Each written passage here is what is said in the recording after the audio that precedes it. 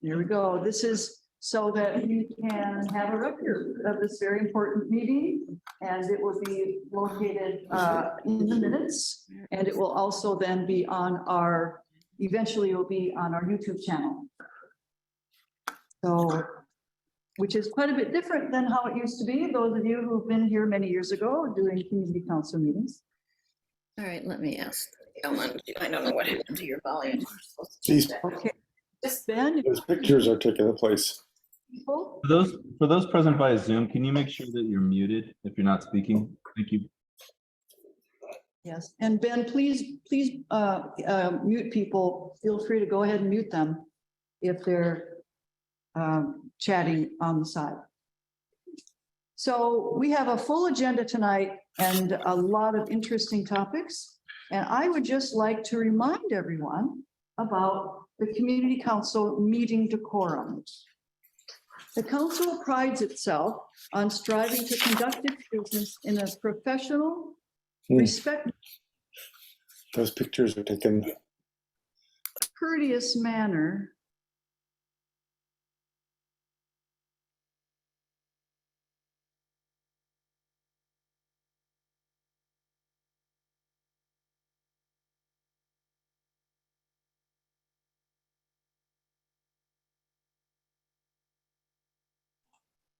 You're muted, Diane.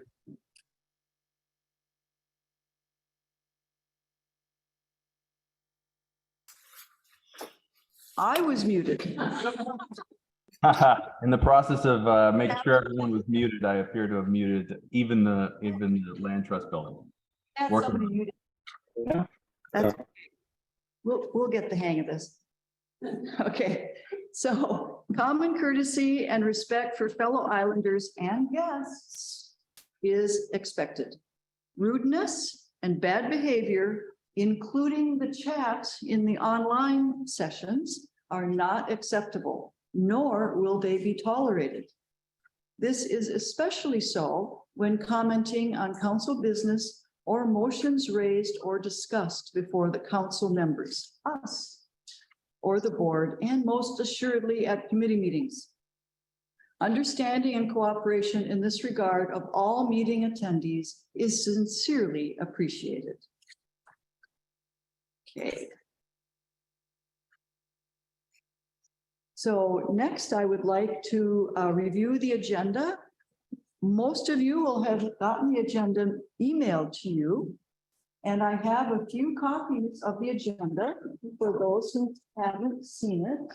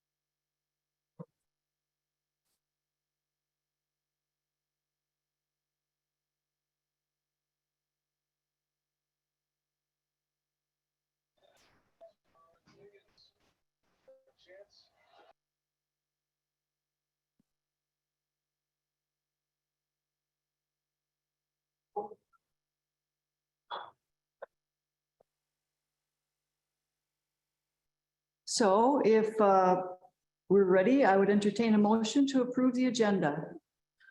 So John Appleter has moved, and a second. And all those in favor of approving this agenda, please raise your hand. This will be good practice. Raise your hand on your with using your reaction buttons or in person.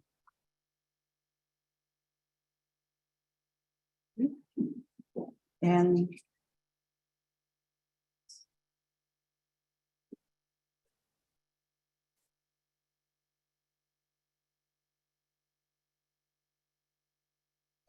All those opposed, please raise your hand. Not seeing that, and certainly would have passed. We have an agenda. Thank you all very much. Now we'll approve the minutes of the last meeting.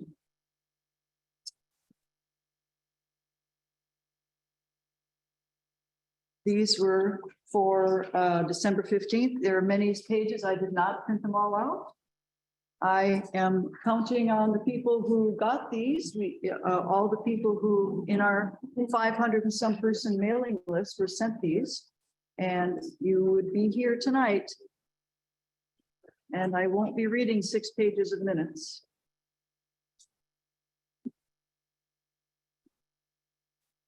And I'm going to assume that people have had a chance to read these. And I will ask if there's anyone who has any corrections to the minutes of the December 15th meeting. If you have any corrections, please raise them. Has a correction here in the meeting room.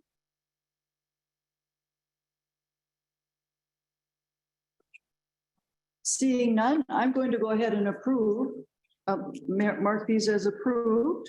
If there is a problem with them, we can always come back later on and change them if that's turns out to be a problem later on. But we have a very full agenda, so we're going to mark those as approved. So the first thing now is introduction of guests. So we have quite a few guests this evening, and I'm going to switch the view to the gallery so we can see who is here with us on Zoom more easily. So Palmyra, I don't know how to pronounce your name. Are you here this evening? Please unmute. I see you're there. Please unmute yourself. I just want to, so say hello, raise your hand so people can see who you are on the Zoom. There she is over in the left Hi, corner. everyone. I'm right here. She is the Deputy District Director for our representative, Pramila Jayapal. So we're very, very happy to have her. Also, we have from Representative Jayapal's office, we have Marielle Trumbauer. Is Marielle here with us, Palmyra? Yet? Is she here? No, not yet. She will be here at 8 for the noise item. So Aviation later. Noise. Yeah. Very good. Wonderful. John Taylor, are you here this evening? Not seeing John. His name was up there. You saw his name. Okay. So John Taylor should be here. Thank you very much. Director of Department of Local Services for King County. Captain Heather Volpe. Captain Volpe, are you with us this evening? I am. Hello. Wonderful. Thank you. And we have a number of folks from the Port of Seattle. And I'll just double check in. I can't see all that. All right. Lance Lyttle, Aviation Managing Director. Tom Fagerstrom, Interim Noise Programs Manager, and also Consultant Vince Mestry. And I am hoping that those folks are here, or because we have your presentation and we're expecting it, and they will, if they're not here yet, they'll be here soon. So are there anyone else here in our meeting tonight that are guests that are don't live on Vashon that I missed? Bong, are you here? He's right there in the middle. Okay, Bong, hi. Thank you very much for joining us. Really appreciate it. Okay. All right. So now we will talk about our post office situation. And I would like David Vogel to just briefly introduce the situation, and then Palmyra Figueroa. Yeah, good evening. As many of you have noticed or really been offended by, the Vashon Postal Service has had real difficulty delivering not just mail, but mostly packages to people on the island. At first, they essentially stopped delivering to houses and started delivering them to the mailboxes. But then it got to the point that they were dropping packages along the road, along driveways. They were being destroyed. They were being lost. They were being damaged. And so people would have to go to the post office on a regular basis just to pick up packages. And often we're told, oh, well, we don't even know where these packages are, even though you've been notified by Amazon that they've been delivered. Things take months to get to people. So it's become a real problem. The postal workers at Vashon have been overworked and understaffed. And I don't hear people saying, oh, the post office workers are doing a terrible job. That's not the sentiment we hear. It's that they're understaffed. We need more people doing these jobs. We need training. We need to hire more people.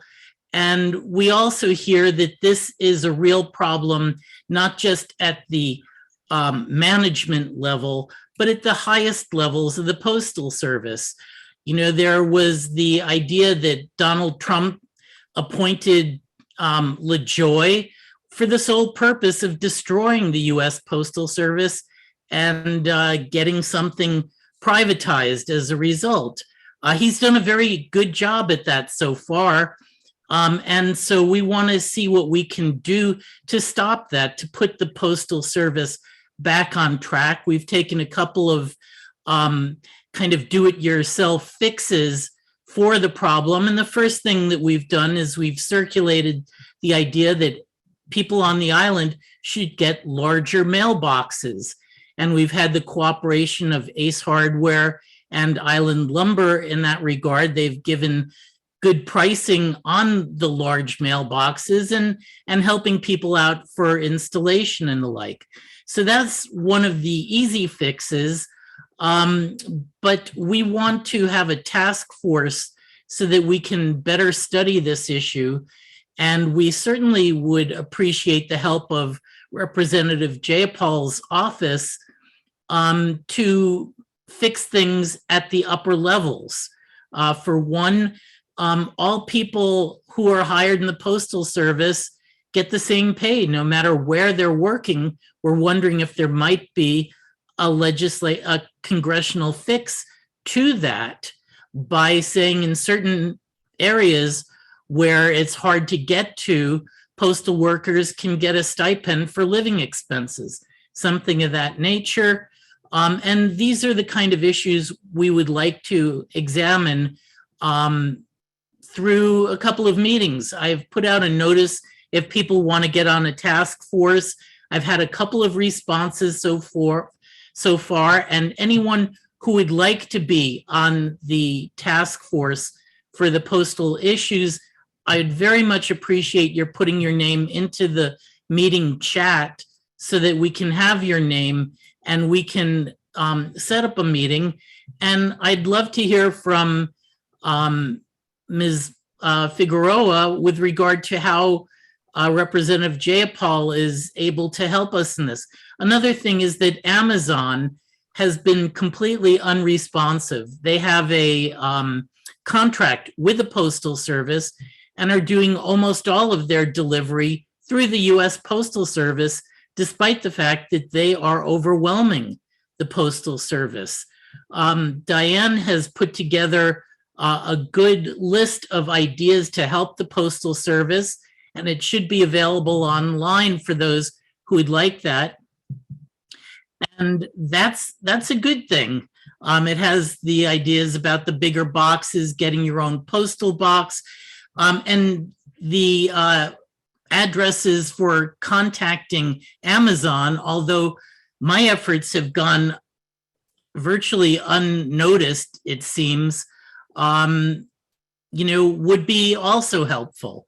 So if we could hear from our representative's office about what they can do to help, we'd very much appreciate it.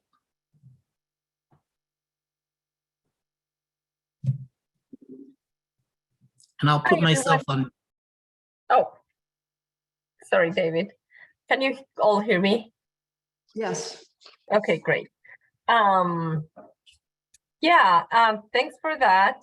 I think that many people from Vashon have called our office, so we were aware of a few of the problems you've been having. I think the information you just gave me gives me a bigger picture, especially knowing that Amazon is also doing their deliveries through USPS in the island, which we didn't know. So that's important information for us. As a federal legislator, the Congresswoman has done a couple things in the last year. And I wanted just to mention that. First of all, she definitely co-sponsored the legislation called Postal Service Reform Act that maybe some of you know about. That was passed in February 2022. And in order to support the USPS long-term solvency. So this ended the pre-funding mandate for USPS retirees and allows the USPS to work with other agencies to provide non-postal products and services. So that might not be affecting directly your problems in the island, but I think in a way it might with the enlargement and different services that this bill or Reformation Act is gonna do for the organization. It also integrates retirees into Medicare where feasible and increases USPS oversight and transparency. So on the federal level, she is involved and will keep being involved in legislation that actually affects the service and procedures of the USPS and their employees. On other specific or a little smaller items that she's been involved with is she has come, we know that the USPS has come under criticism under the Postmaster General DeJoy's plan to replace the aging vehicle fleet with gas-powered trucks. I don't know if you heard about this. They are conducting an environmental review for this plan, and the Congresswoman has been raising the very huge deficiencies in this plan and has been working with the EPA for this. And I know that there's a lot of confusion around the Postmaster General and why Mr. DeJoy is still there. And I just wanted to clarify the USPS's Board of Governors is the only entity that can fire Mr. DeJoy. The president lacks that power.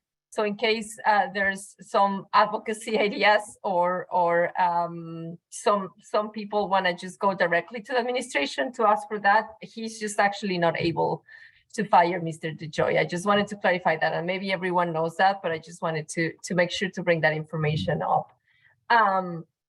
He will have the opportunity to appoint a Democrat to replace this person if they decide or can leave or if they go.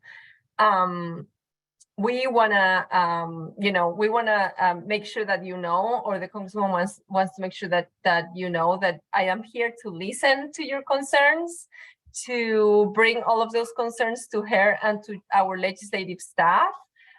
There's a few asks that I heard that I took note on. We definitely would not be able to interfere with how a corporation works and delivers products. That would be really out of the realm of the work of a Congresswoman. I can definitely talk to my contact in Amazon locally. I manage that relationship with the Congresswoman, and I am happy to raise the question, there's definitely not a way for us to have any influence on how Amazon conducts business. I just wanted to make sure that you all hear that from me.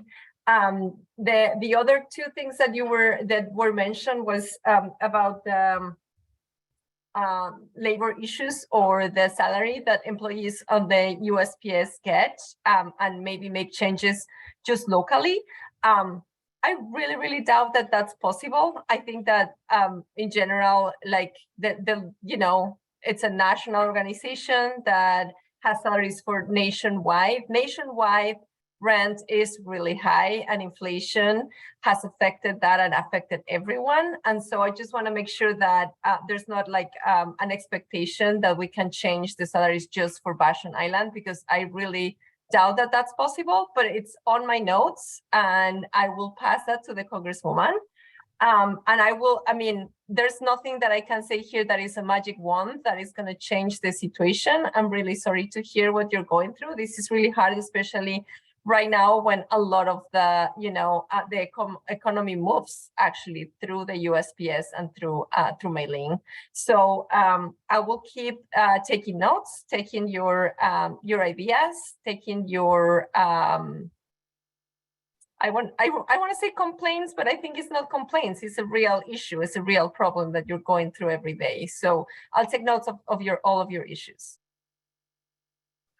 Thank you very much. There is one thing I would like to mention, and that is in our list of things that we can help. I was sent, the Crested Butte newspaper indicated that the USPS increased the pay rate and benefits for several locations in Colorado, including Crested Butte. If they did it for them, they should be able to do it for us.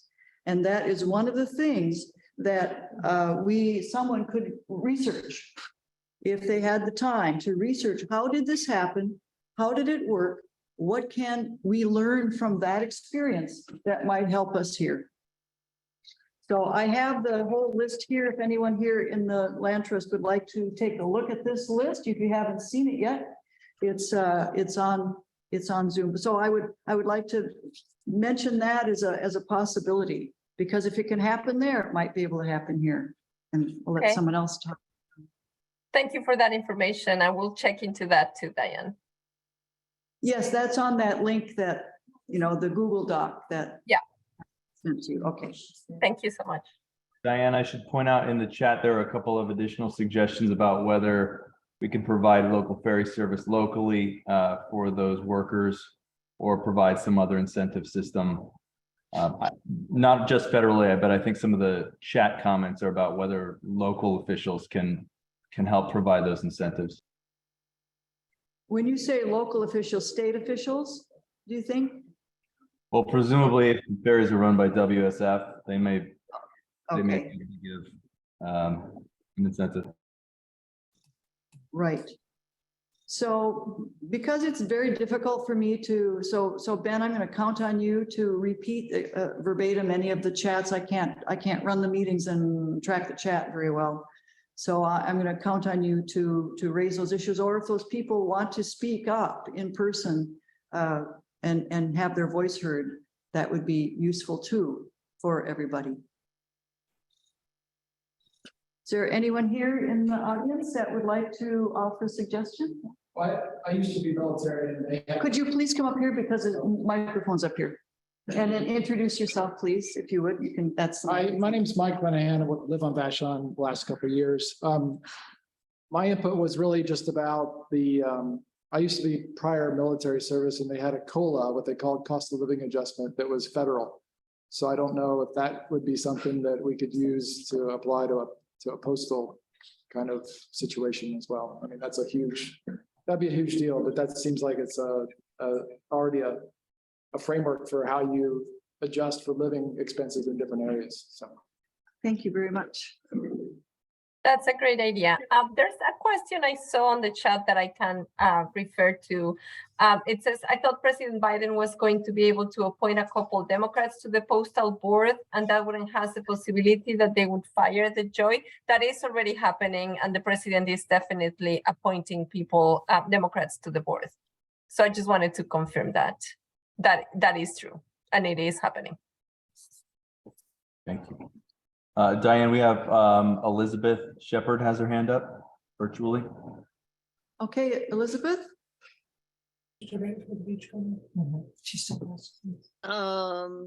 I'm trying to get my camera on, but hang on just a second. I'm sorry. Start video.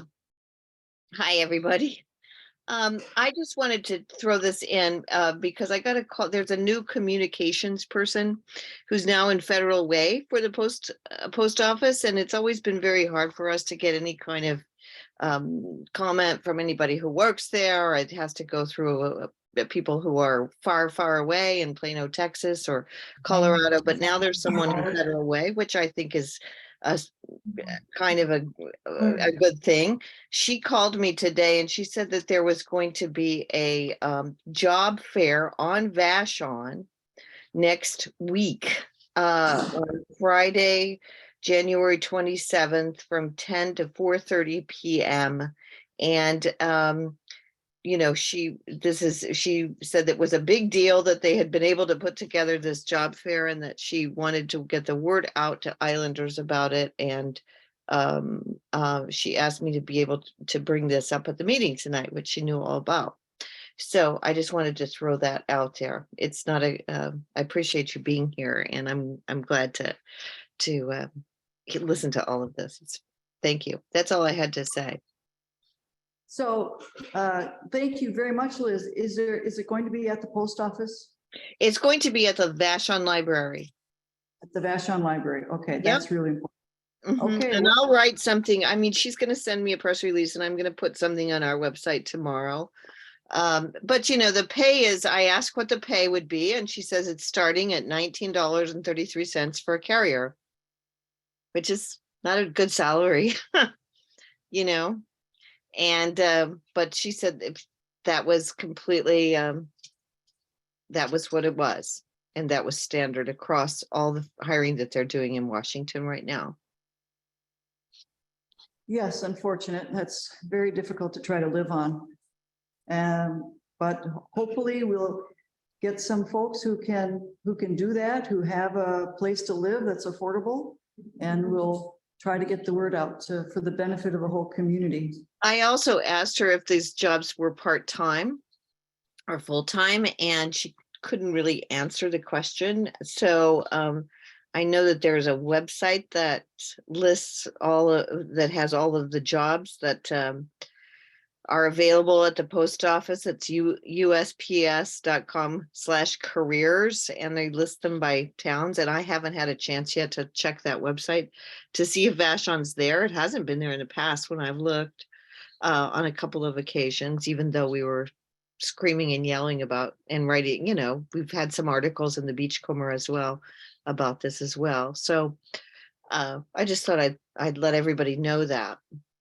Thank you very much. We'll work on getting the word out about it. Thanks, Liz.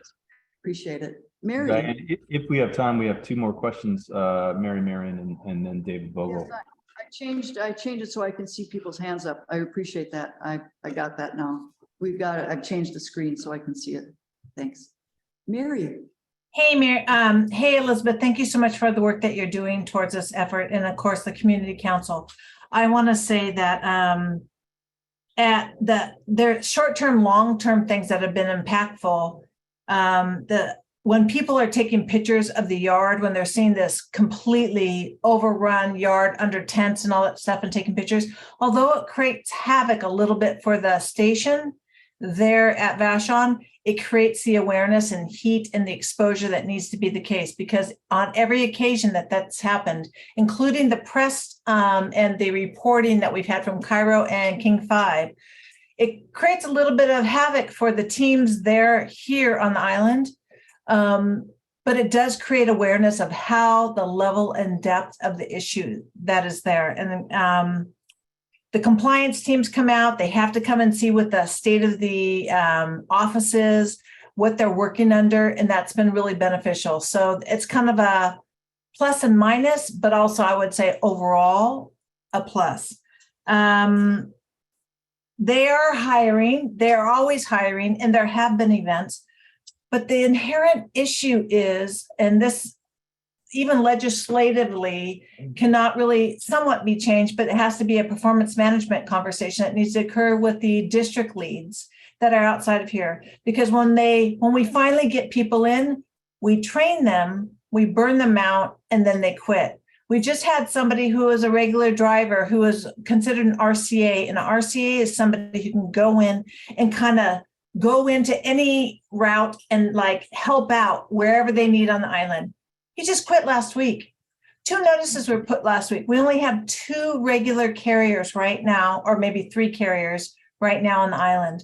Whereas that may seem like it's been the case, it's getting worse. And if we think it's not, I can tell you it is getting worse when we have leadership that really has a bullying tactic. And I think that when you have those measures of which that you just say, go harder, go faster, you don't have days off, you have to do this, you have to do that. There are exceptions that can be made to mitigate that. And so there, in the last year, or maybe year and a half, there's been exceptions where people have gotten compensation for their ferry fees. People have had compensation for Airbnbs on the island.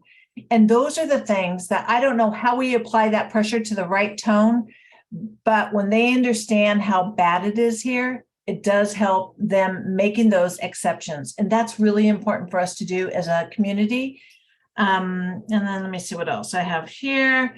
I mean, the building itself is so small, and that's the Postal Service's issue. We have to work through that. But even having the owner during this, the holidays, the women's restroom that didn't have a lock, it was not working. And people were walking in on the few women that we have working at the post office. And it was told that the contractor's on vacation and we'll bring him back in after New Year. That's like unacceptable, but that is acceptable under the USPS. The corporate leadership is currently under Brian Zinzer and Pam Cook. And I think that somebody had already Facebooked it and gave those emails early on. And having done research on that, that's a big deal. Now, can we hit them hard enough? I don't know if that's really the situation where we would get the best bang for our buck, but can we go ahead of them and see where we can provide pressure to really do a difference, make a difference for the postal carriers? The fact that we had somebody who was willing to come from off island, work full time, and give notice, it's detrimental to us as an island to have one person lost. Currently, we have 2 people who are carrying their loads 2 routes on the island. Everyone else is getting inconsistent because they have new people carrying that are coming off island.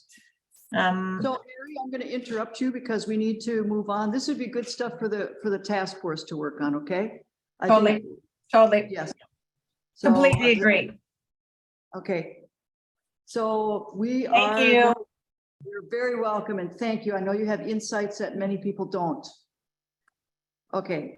So Pramila, would you like to say anything more, or have you heard enough? I was just mentioning on the chat that one thing that occurs to me from the last conversation is that our office can inquire for a visit to the office in the island and get a tour and get to know the management and ask questions. And I'm going to inquire about that and keep you updated, Diane. Wonderful. Thank you very, very much. Really appreciate your presence here tonight. And I really appreciate everybody listening, and anyone who wants to get that access to that document that's floating around the room, if you haven't seen it yet, please let me know, and we'll make sure that you get to see that. Okay, moving on. Captain Heather Volpe, it's time for you. Would you please give us an update on what's been going on Vashon? The big thing that I've been getting contacted about is about Cemetery Road and a truck on that road. I, along with the Public Disclosure Unit, did quite a bit of research trying to find any calls for service, any reports of it. And I just reviewed again, and I found one incident where our dispatch, our communication center, took a report that didn't become a call for our actual deputies. So I'm a little curious about that. That came in about last week, which is a little unusual. But other than that, we don't have a history of this truck through our system, other than that one incident that I was just reading about. I'm curious if there's anyone here that has reported this to the police, to the 911 or online reporting, so I can try and track anything down if there's anyone.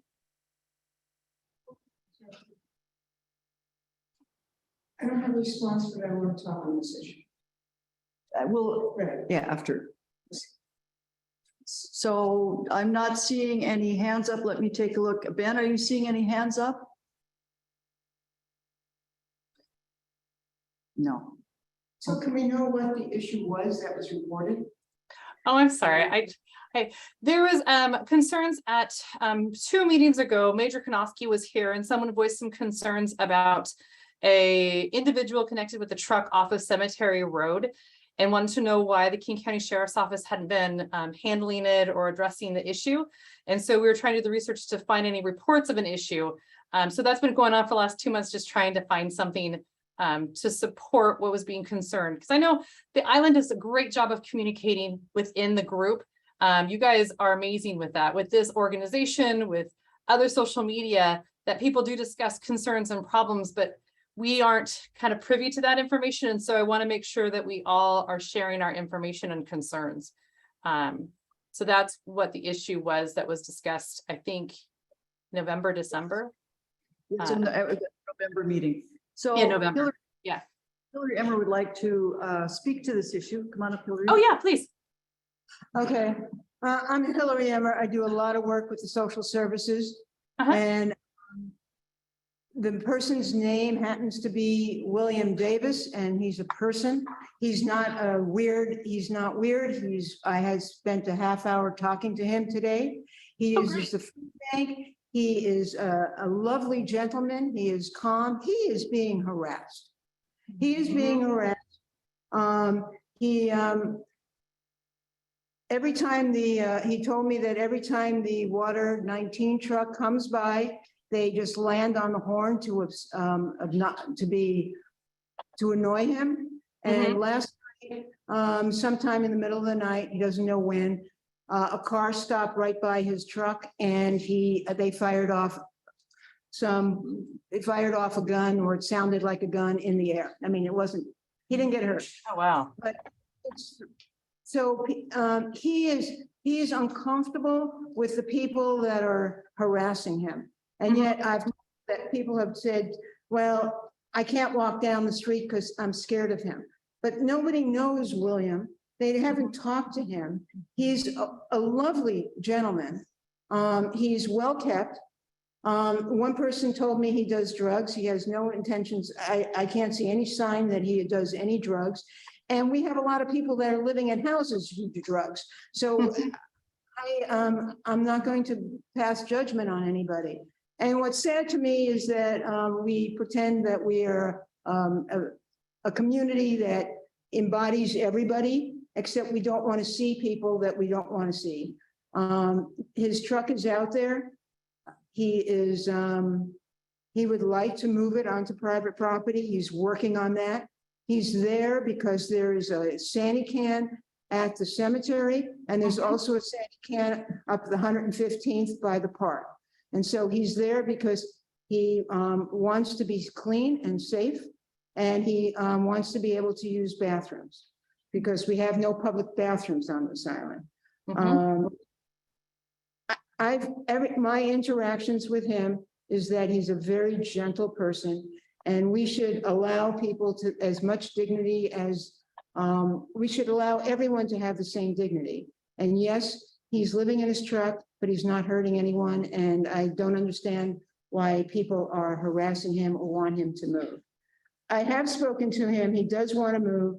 I'm going to start working with getting some of his vehicles working, and maybe we can help move it. So we're hoping that in like 2 months, all that can happen. But he's now totally on my radar, and I have a lot of connections in the social services. So we're working on that. That is wonderful to hear.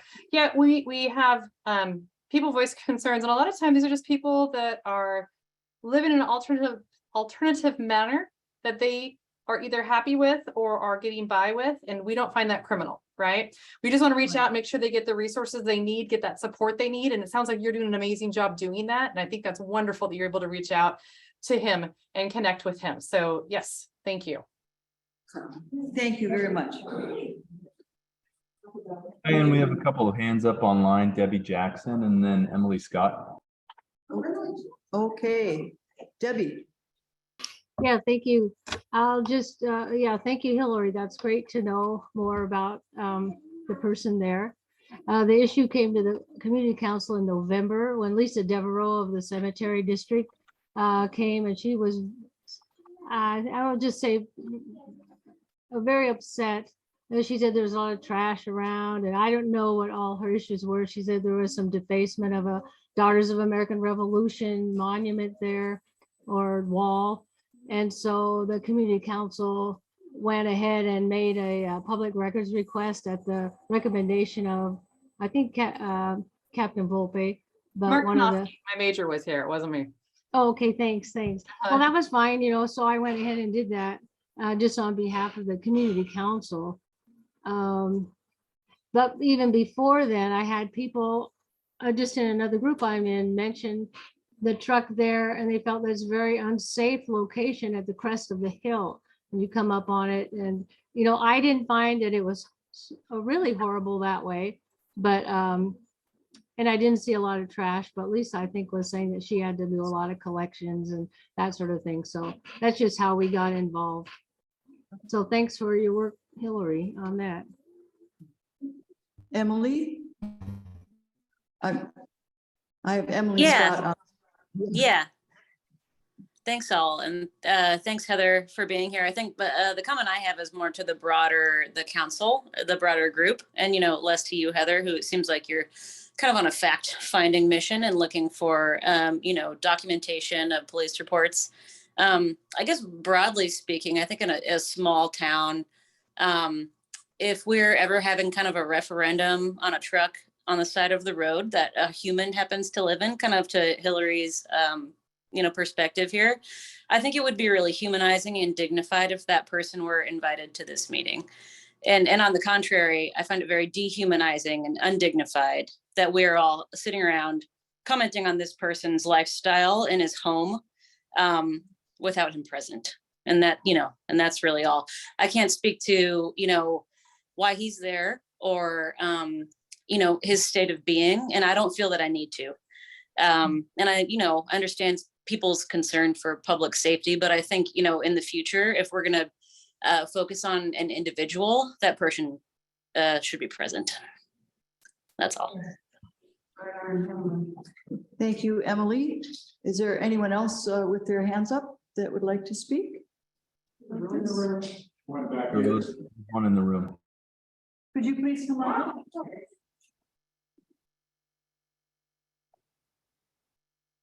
Hi, my name is Kim Roser. I just wanted to mention very quickly the note about WD-19. I want to be very careful about other organizations that we're talking about. My husband is an operator at WD-19, and he actually did work with them for 6 months. So as far as mentioning other entities harassing individuals, I'd like to ask that we be very careful about that unless we know for sure that that is actual information. Thank you. Okay, so did you want to speak again?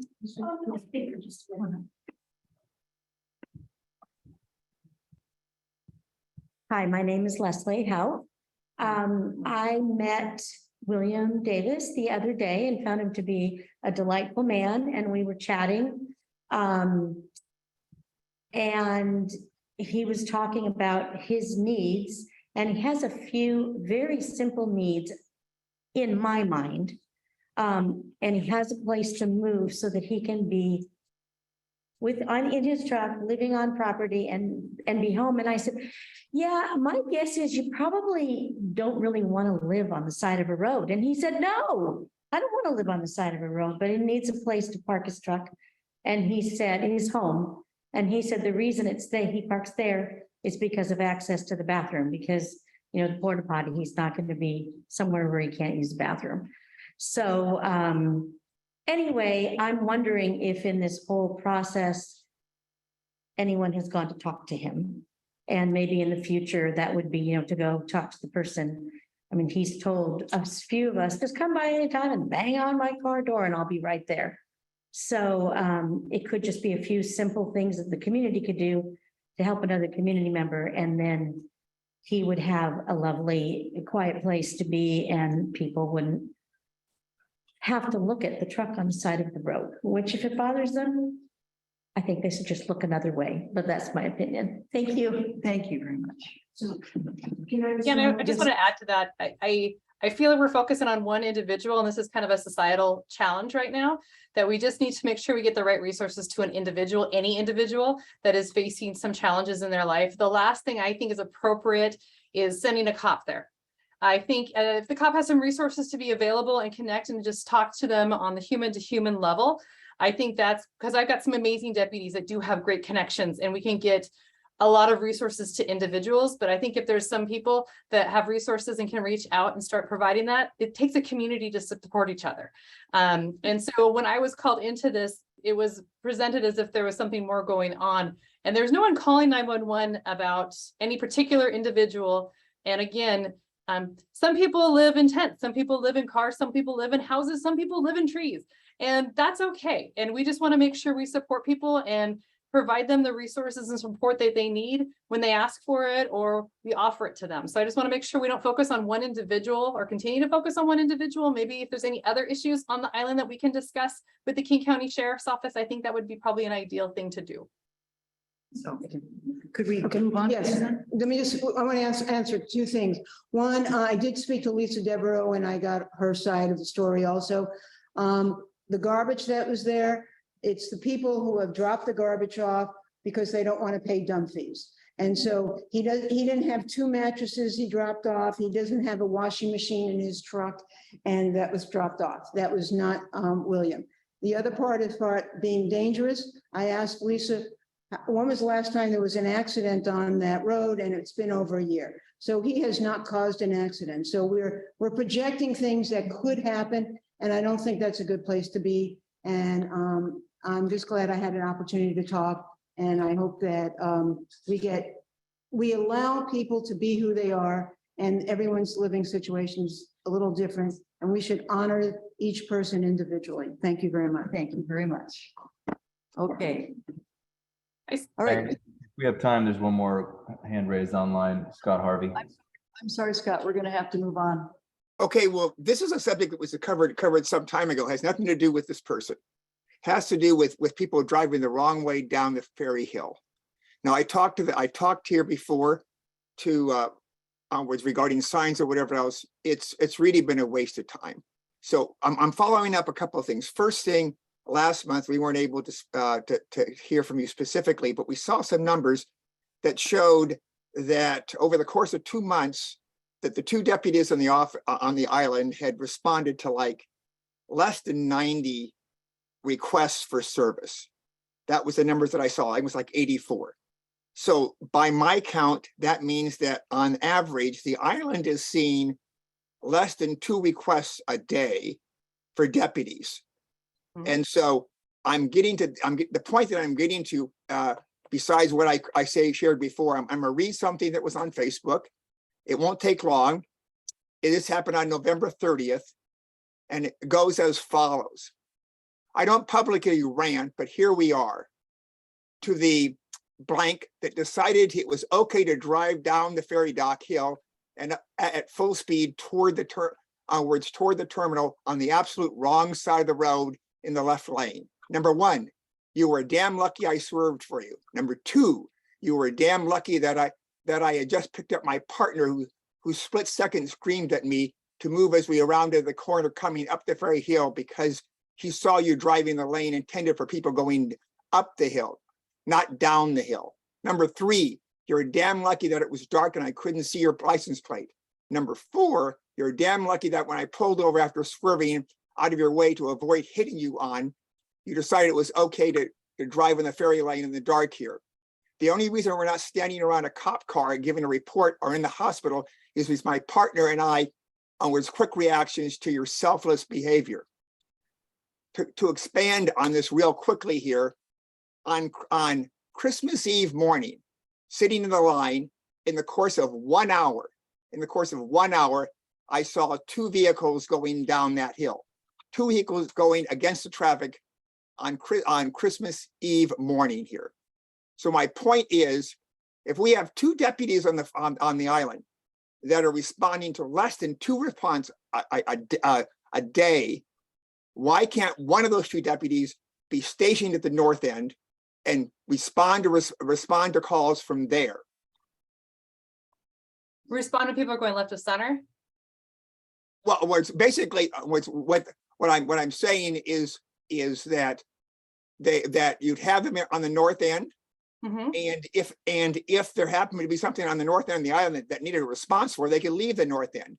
But instead they could sit there during the hours when the line goes up the hill and therefore blocks people driving down the hill. And there, which isn't 24 hours a day, it's probably about 10, whatever else here, and get the people that are driving down there and endangering lives. I mean, if you knew that somebody was driving down where it's Interstate 5 every day at a certain location, wouldn't you station an officer there to try to get somebody there? Well, it's happening on Vashon. It's really quite regular here, and you have the resources. They're not there. In other words, they can still work from there. They don't have to work from the middle of the island. They can work from the north end. I did request, and I'll remind people that I wanted them to work some traffic enforcement in that area for that particular thing, to be present. I'm also still working with King County Roads. I worked with them. They did an evaluation with the signage. I just got a phone call this afternoon again from King County Roads, because there's been quite a few community members on Vashon that's been reaching out to King County Roads, which has gotten a little bit of their attention. So I have a call that I need to return to them tomorrow to discuss this further as well. Because again, I believe the signage is a little limited. In my own personal opinion, that is not the King County Sheriff's Office, that is Heather's opinion, that maybe there's something more we can do or something better. And so getting that phone call from County Roads was a surprise to me today, but it's a pleasant surprise. And I agree, we can have some deputies working in the areas of those heavy traffic times and being on that south end. That curve that comes down when people are going left of center, they may or may not be able to see it, because that's the other challenge, is getting set up where it needs to be. I am sure there's plenty of residents down that hill where the line doesn't block their driveways would be perfectly happy having a deputy hang out there in their driveway to do paperwork at the peak times, because there's sometimes just even being visibly present can help too. And I saw the note about the UPS truck doing that as well. If you see that, call UPS. They've got GPS, they've got everything on their trucks, and that's something that should be addressed. I know we had seen deputies in the past, and I had quite a message to my crew, and I hope we haven't seen any more deputies left of center. Everyone knows 103rd exists, because I think I said it 75 times in an email, to make sure we're being a good example also. So I agree with you. And you have to be mindful also of averages of when calls come in, when they come out, and other responsibilities or things that they are doing, working school zones or wherever they might be doing traffic as well. So I can appreciate your viewpoint, and I do agree we can do more. I have no disagreement with you on that. I'm going to get a hold of my sergeant, kind of oversees the Vashon side, to see what creative answers the deputies can have. I'm going to say, hey, this is the challenge the community is facing, and ask them, what are the results you want to make, rather than it just be coming from me and telling them what to do. I want them to find some solutions themselves, and then start calling out on it, which we call it a patrol. Oh gosh, I forget what the FCR is. A patrol, directed patrol. And then I'm going to have them start calling that out. So then if you want to, you can look up where's the directed patrols for the ferries. And then you can start seeing that deputies are out there working. They can't work at 10 hours or 12 hours because we've got the rotations and people moving off and on the island. But I want to see an improvement in that. And I agree with you. It's a safety issue. Very good. Thank you very much. Would you have anything else you'd like to share with us this evening, Captain? Okay. I have unfortunate news. I was just notified today, not only with DOT calling me, but the undersheriff of the King County Sheriff's called me, and they are transferring me. So this is going to be my last meeting with you guys, and I've actually adored this group, and it's been a wonderful experience. But I am moving on to our criminal intelligence division, criminal investigations division. I'm going to oversee our major crimes unit and our special assault unit. So it's an exciting change for me. It's a new challenge for me, but I will miss you guys, and I've very much enjoyed this. And whoever is replacing me, I am going to transfer with them in the sense of kind of helping them out and potentially be at the next meeting with them, just so I can help introduce whoever it is. It's a mystery still who's coming, but we do have some wonderful captains. So I am confident and hopeful that you get someone that you guys will really enjoy as well. Thank you. I just hope you can clone yourself before you go. That's all. Yeah, and I think Debbie, you had a comment. I'm gonna go back up to your things, your comment. You had a comment. I wanted to respond to Debbie. Where did that go, Debbie? Share more of what they're doing on Vashon. I don't disagree with that either. We're actually, the major and I were working on something to kind of give some highlights of the month of things that we're doing or activities that we're going to, interactions that we're doing. And so I think that's something we're trying to process too, to maybe be a little bit more verbal of what we're doing. Because you're like, what are you guys doing? And I agree. I think the more that we're kind of aware of what's happening and what our deputies are doing and what they're involved in, I think the easier it can be then for the community to be like, okay, I can appreciate what they're doing. So Debbie, I agree. I like that comment. Okay. Thank you so much. Thanks, guys. Have a wonderful night. Okay. Next, John Taylor. There, can you hear me?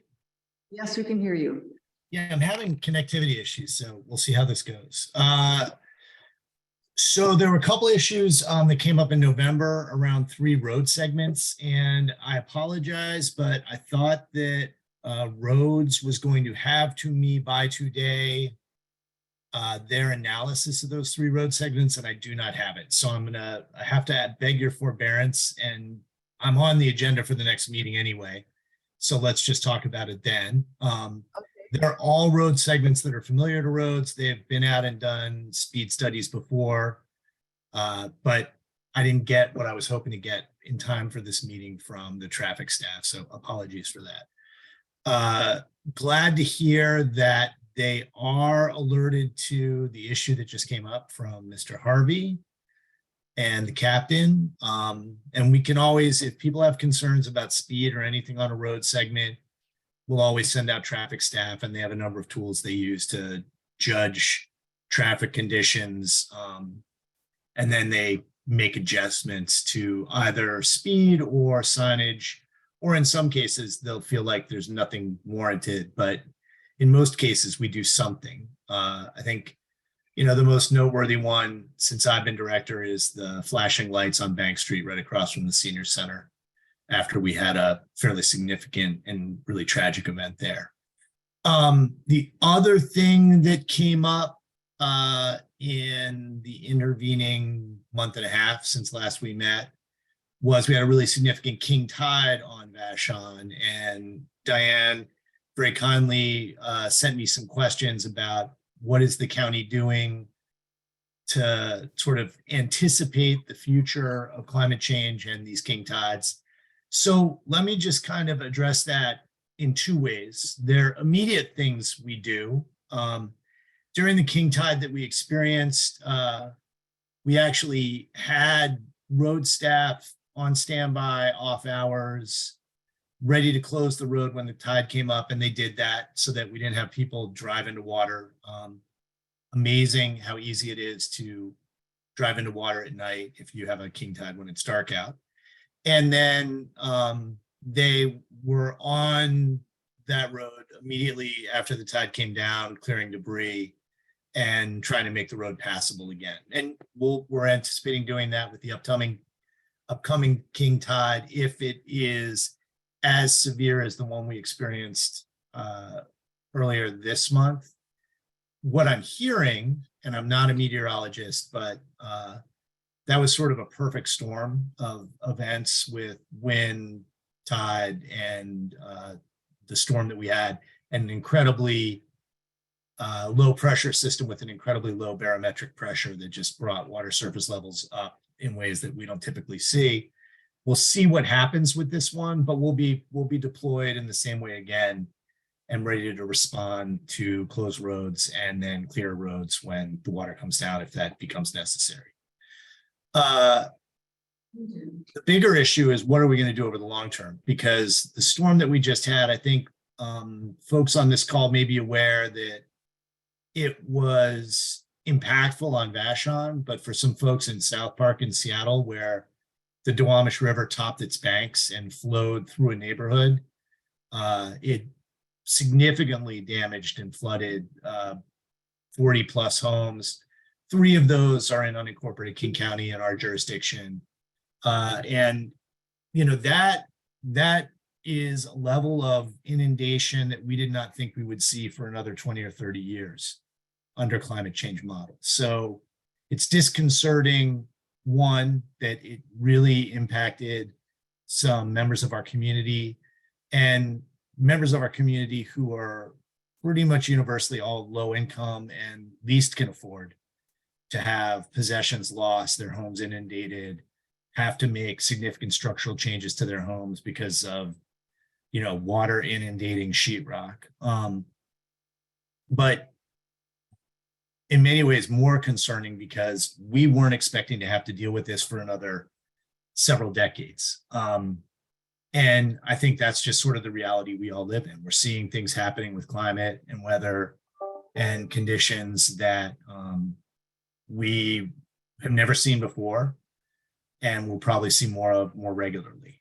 And the other thing that is on my mind is someone who has a fairly broad beat here in unincorporated King County. We had a wildland fire on this side of the mountains out by Skykomish, which is the first time in my experience that we've really had a significant one that threatens structures.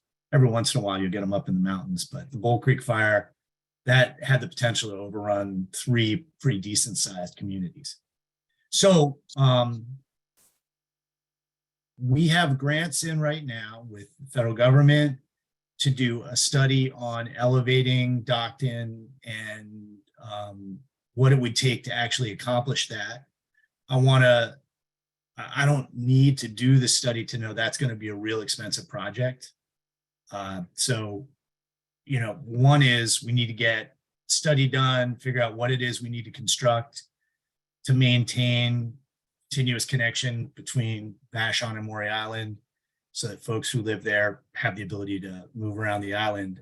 And then the second piece will be marshaling the resources to do that. And that is not going to be a King County roads only funding path, because we just don't have that kind of dough. The King County Roads Services Division is in a fiscal death spiral, notwithstanding some kind of intervention from the state and the federal government. We have dire projections about what's going to happen to our ability just to provide the most rudimentary services in another 5 to 10 years if something doesn't change fundamentally with the state's taxing structure. So to undertake a project like that is going to take state funding and federal funding and probably some local funding. But we're going to get our arms wrapped around what that's going to take.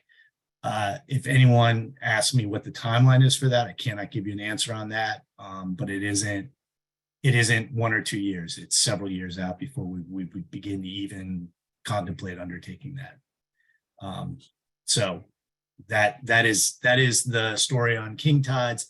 And then the last item that came up in the intervening period was we installed new lighting in the commercial district, and there were some people that had concerns about light pollution. And what I can say to you is we were very, very thoughtful about how it was installed and where it was directed, and gave thought to the light pollution implications of the lighting. And I think that's a tension we all share whenever we light anything. I, many years ago, was a staffer in the governor's office in the state of Vermont when we were building a state prison. And there was a lot of consternation about the lights at the prison, and because they were near a historic and famous observatory, or astronomical observatory.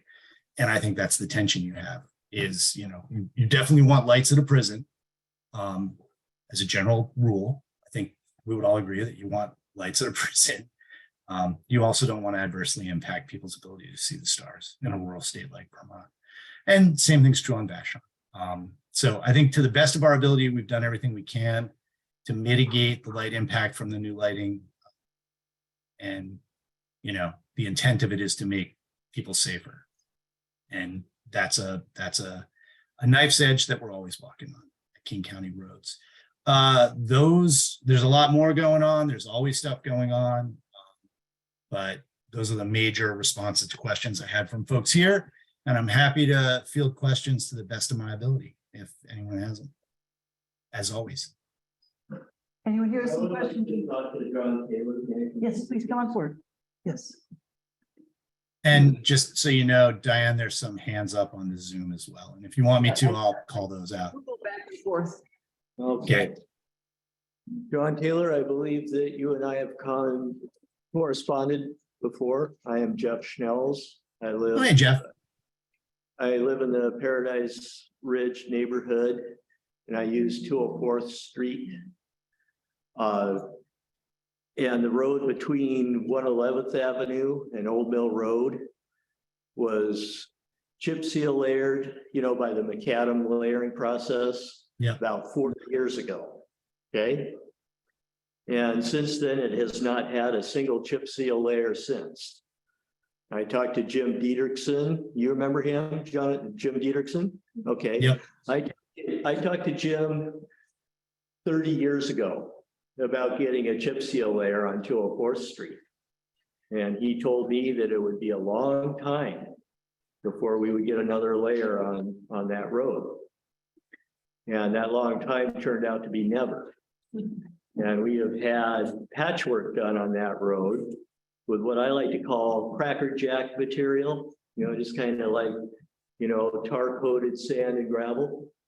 This is a piece of that material. This should be in the road, not in my hands, okay? This is a piece that came out of a pothole in that road because this material will not stick to the existing road.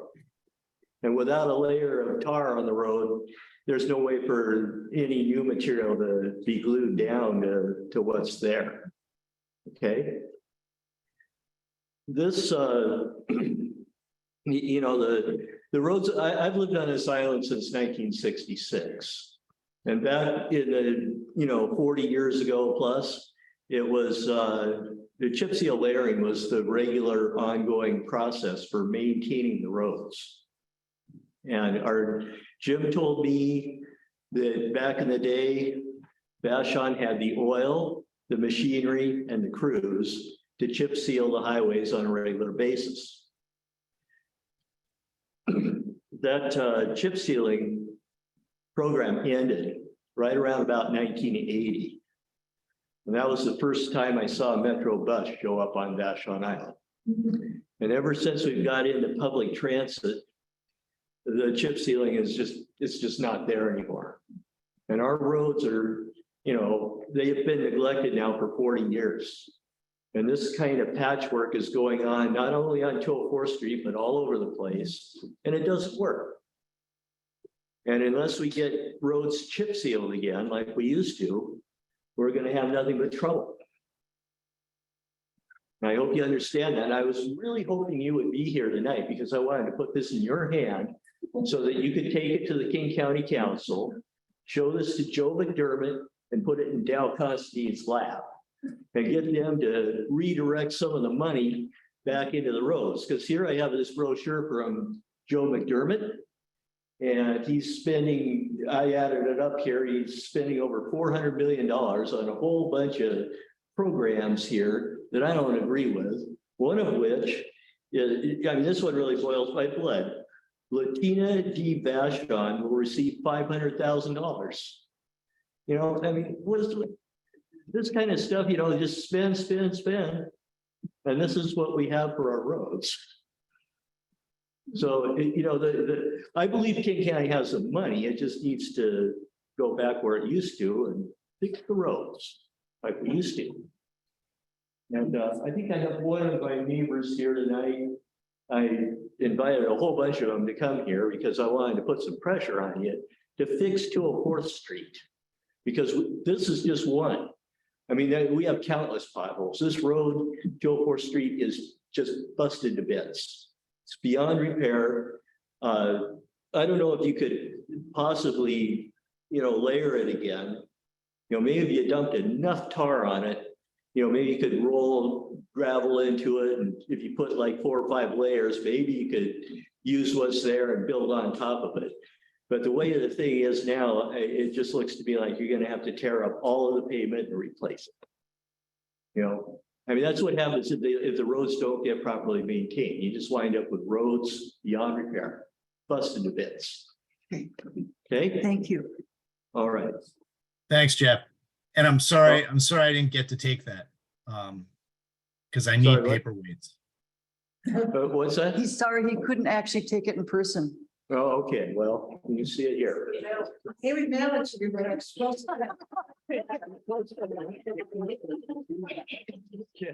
We have some questions online from David at Vogel and then Mary Lee Runyon. Okay, one person at a time. Yes.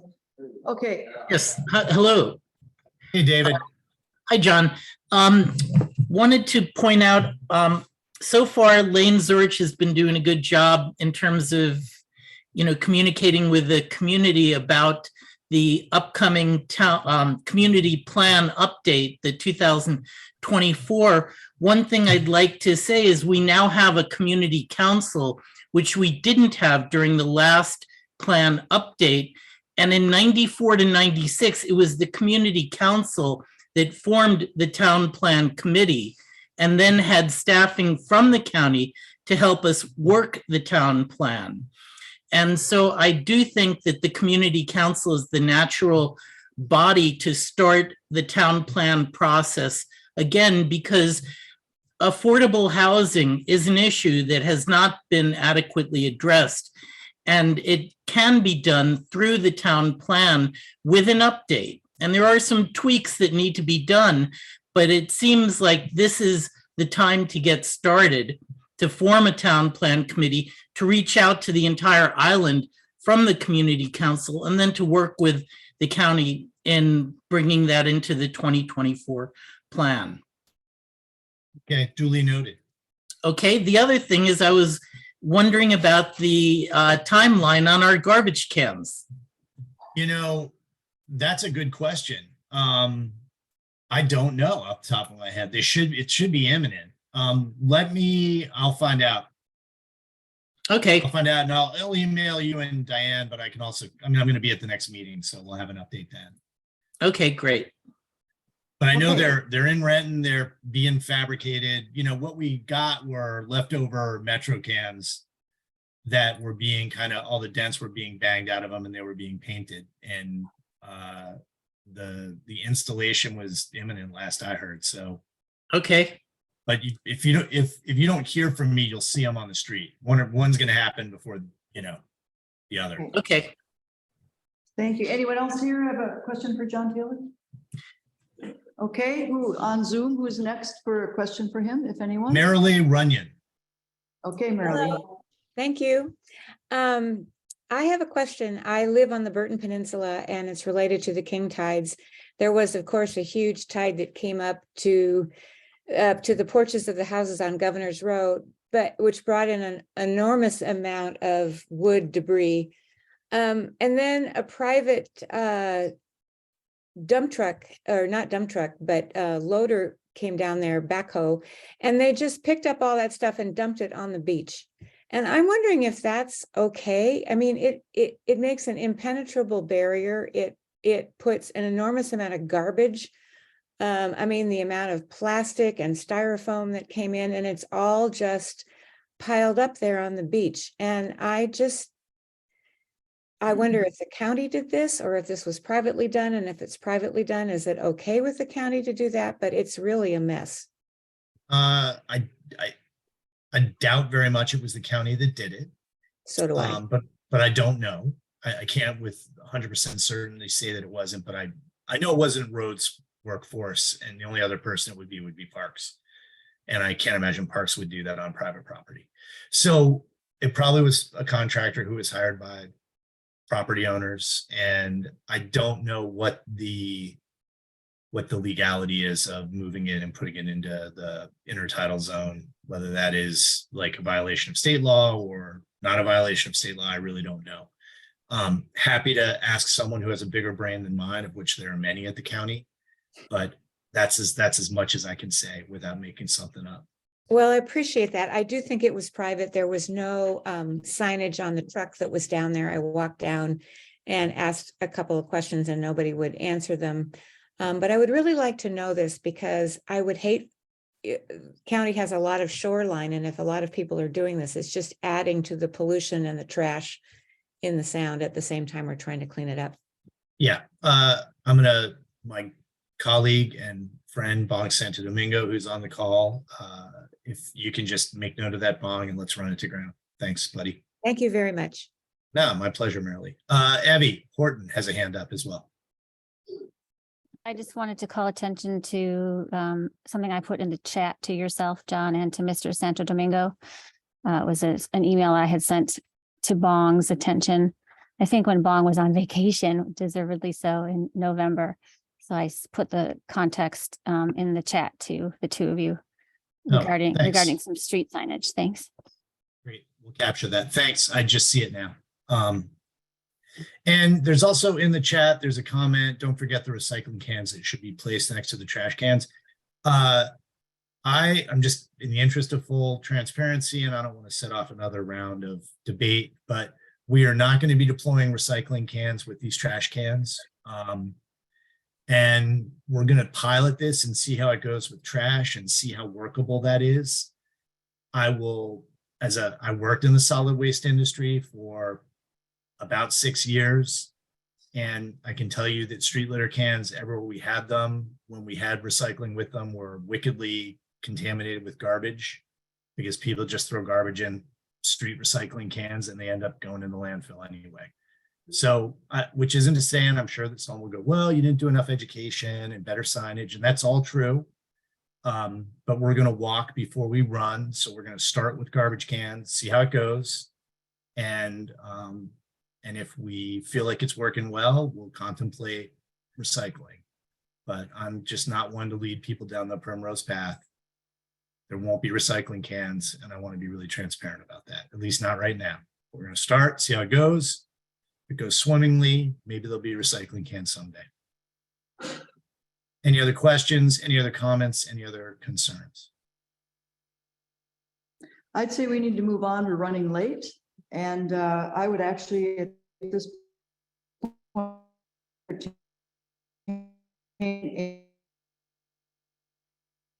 Breaking up there a little bit, Diane. To extend the meeting for 15 minutes so that we can get everything. Oh, we are frozen. Okay. You're back. You're back now. Okay, well then I'm going to say good night to everybody and thank you. And I will be at the next one in person so that I can get that slab of asphalt. Because I feel bad that someone carried that all the way to the Land Trust building and I wasn't there to receive it. So apologies. Okay. All right. So take care, everybody. Thank you very much, John. So everybody, let's see if we can either really streamline our questions and comments so that we can get done at 9 o'clock. Okay, let's see how well we can do with this. Okay, next on the agenda is a very quick update from the Affordable Housing Committee. Art Chippendale is filling in for Morgan Brown.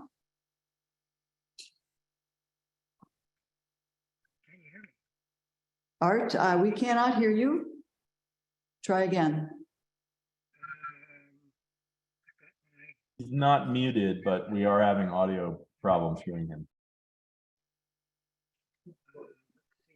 Art, I think we'll have to pass on this one because it's not working and we have, if you can figure out if you can chime in later and figure out your speaker, try it then, but we're going to move on for a bit, okay? Okay, next, Kevin Jones for the Equity, Social Justice and Inclusion Committee. Thank you, Diane. Can you hear me okay? Yes. Very good. The committee is continuing to finalize the committee's outreach initiative, which our goal is to have meaningful discussions with island individuals and leaders to understand equity, social justice, and inclusion barriers in the wider Vashon-Maury Island community. We have a set of specific questions, and we're talking about exactly how we get in touch with folks to have a chance to hear their, for them to bring us up to speed and get an idea of their any barriers they may face.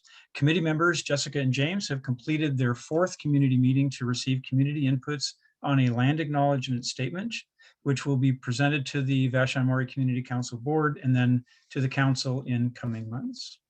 What I would like to do is put my email into the chat if folks here have an interest in being part of the work of the committee, you can certainly email me.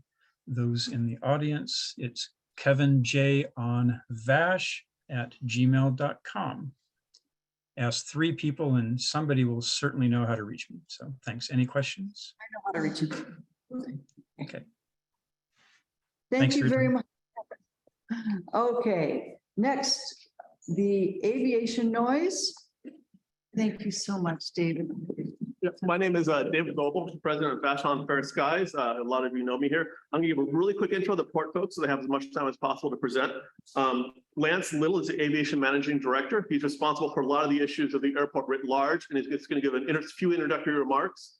The meat of the presentation is going to be Tom Fagerstrom and Vince Maestra.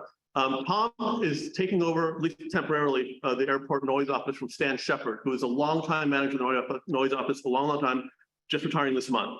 If you ever called the noise office to complain in person on the phone, it's a good chance that you've actually talked to Tom. So you may know him as well. Vince Maestra is a nationally known expert, subject matter expert on noise and aviation issues. And he literally wrote the book.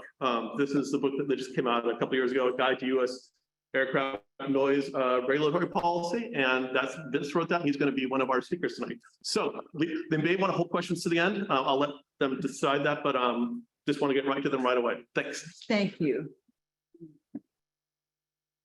Thank you, David. Good evening, everyone. Can you guys hear me? Yes. Okay, so as David said, I'm Lance Lyttle, Aviation Managing Director. I want to thank the Vashon-Maury Island Community Council for granting the Port of Seattle the opportunity to address the council and the public at tonight's meeting. Also want to thank the president of the Community Council, Diane Emerson, and David Goebel for their patience as we work to find an agreeable date for the port's presentation. With me tonight, as was said, is Tom Fagerstrom, the airport's Interim Noise Programs Manager, and Vince Maestra, the port's outside noise consultant. Tom and Vince will summarize and answer questions about the temporary noise monitoring the port conducted on Vashon Island beginning in March of 2021. The Community Council played an integral role in assisting the port with the location and launch of the noise monitoring. And so we thought it was important to return to the council and report on those results. The port has a short period of time tonight to cover the monitoring results. However, I'm aware that there are several other related airport noise issues that the community members want to discuss. And so port staff is willing to return soon to present on those topics that we won't have time to cover tonight. We're aware that aviation noise can be disruptive for many Vashon residents. I've seen some of the comments that our noise office has received, and I've heard directly from Vashon residents about their concerns at public meetings. Other communities around the airport echo similar concerns, and that is why we have put such a focus on efforts to reduce the impact of the airport's operation on these communities. But I think it's also important to remind everyone that where planes fly is not something that the airport or the port controls. I bring this up because the presenters here tonight can confirm where and how planes are flying, but it is the Federal Aviation Administration, the FAA alone, that oversees our national airspace and directs all aircraft and where and how they fly, including arriving and departing U.S. airports. So hopefully we can continue to work together to create opportunities for you to engage with the FAA directly on these issues. So thanks in advance for this understanding, and let me now turn things over to Tom and Vince. Vince, Tom. Thank you, Lance. If I could just jump in real quick, Diane, this is Marco at the port. I want to make sure the port's presentation gets pulled up. Yes. So Tom, are you going to, I can make you a co-host so you can share your screen. Would you like that? Sure. Or do you want me to share the presentation on my end? If you could on your end, that would work. Okay.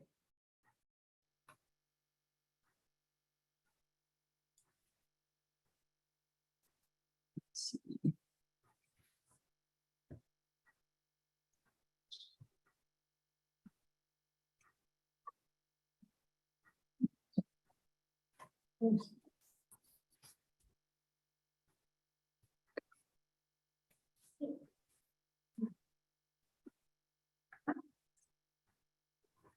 Right.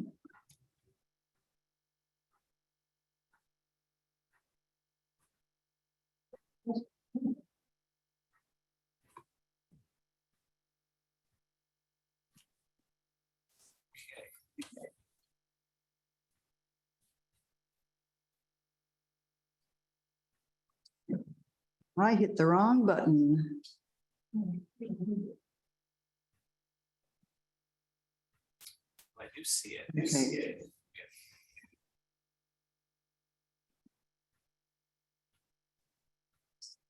Can't seem to get it big. I'm sorry. I can see it in tiny. I hope everybody in the room can see it well. I can see it. Okay. Why don't I? So, hang on a second. I apologize, everybody, about this. So, Tom. Yes. I got to find you on the list here. Oh, there you are. I'm going to make you co-host. Okay. And you go ahead and share your screen. You should be able to. Okay.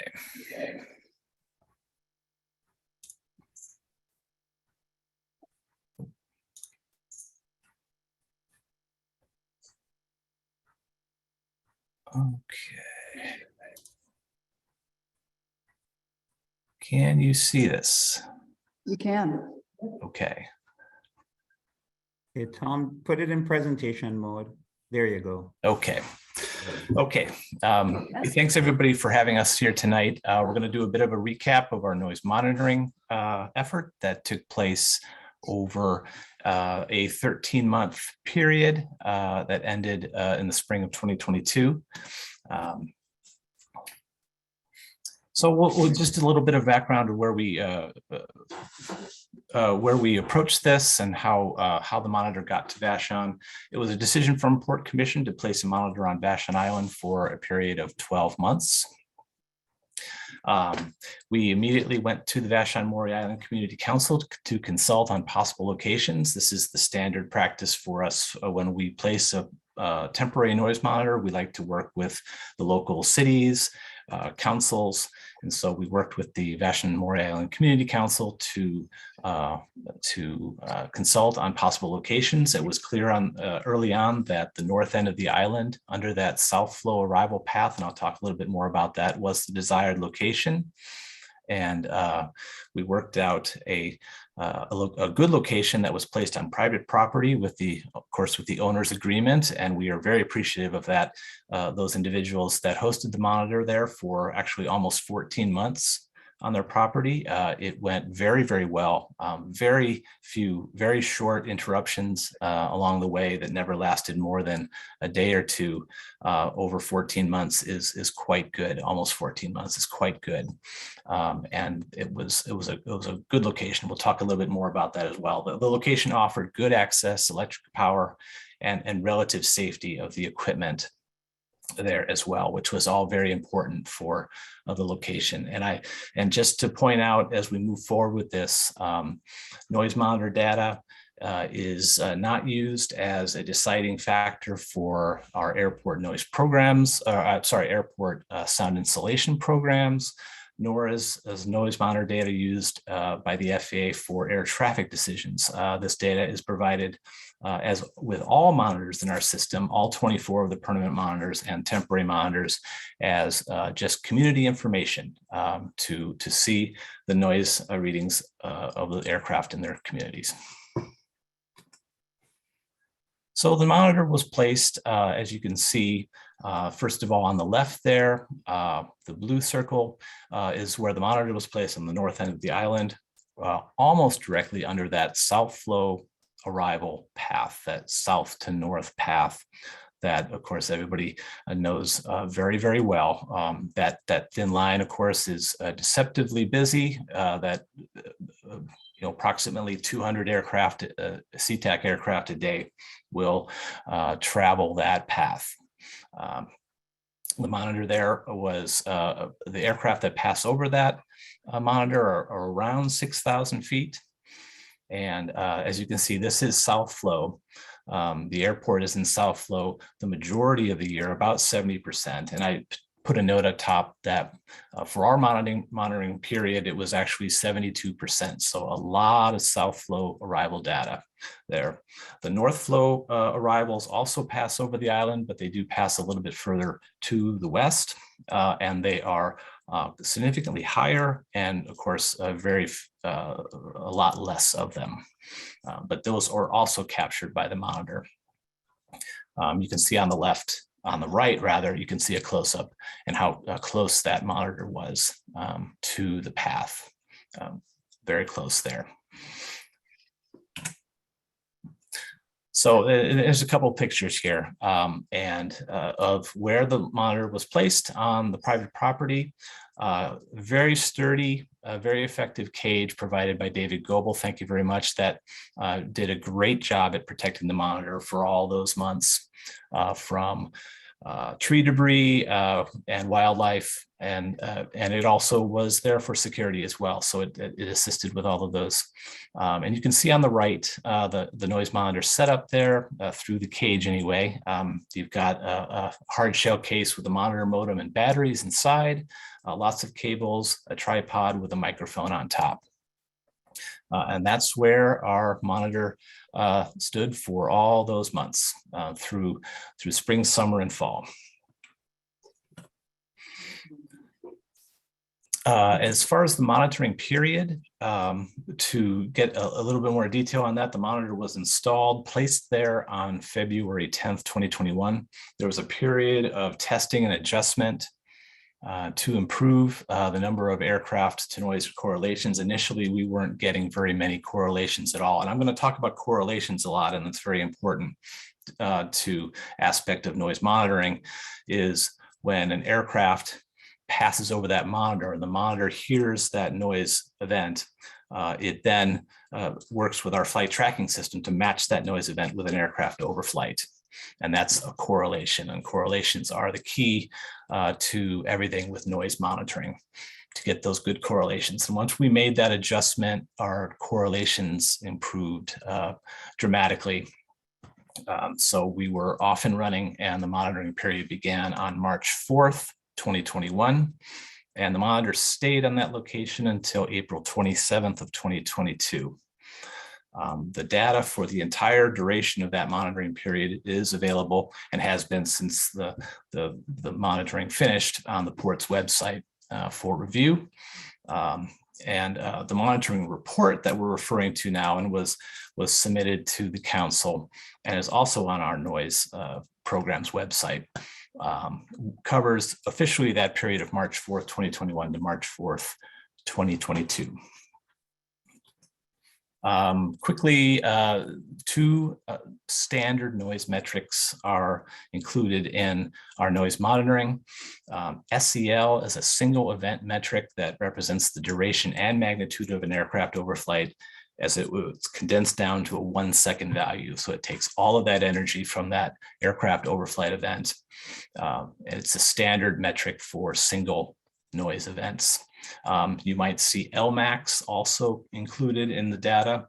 LMAX is the single highest noise peak of that event.